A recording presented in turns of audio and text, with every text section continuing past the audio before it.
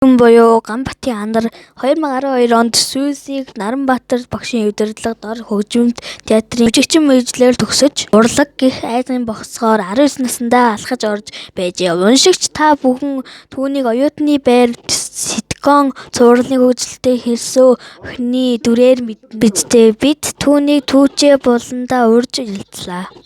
Анарыг бас шинэхэн киноны бүтээлчтэй хүртэл болоод баяр хүргэе. Киноныхаа талаар яриад дэлгээж өгөөч гэж гуйсан бөгөөд Анар миний хувьд энэ уран бүтээлд оролцсондоо маш их баяртай байгаа. Манай кино хүнд амархан өгөхгүйгээр тархийг нь ажиглуулж удаахгүй олон төрөл хоолсроо давуу талтай. Анги ахиад тусам илүү сонирхолтой болно.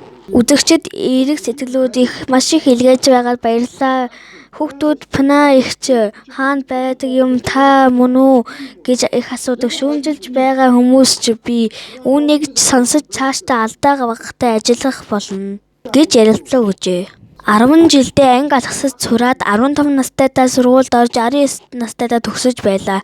Тухайн үед надад ямар ч өвдөл байгадаг билээ гэд бодож байтал гэр бүлийнхэнтэйгээ ярилцаад жүжигчний мэргэжлийг сонгосон. Манай гэр бүл надаас өөр урлагийн байдаггүй бичгийн хүмүүс байдаг. Сүйст надаас өмнө ганцхан 15 настай хүүхэд суралцж байсан юм. Өнөөдрийн бичлэг дуслаа. Баяртай.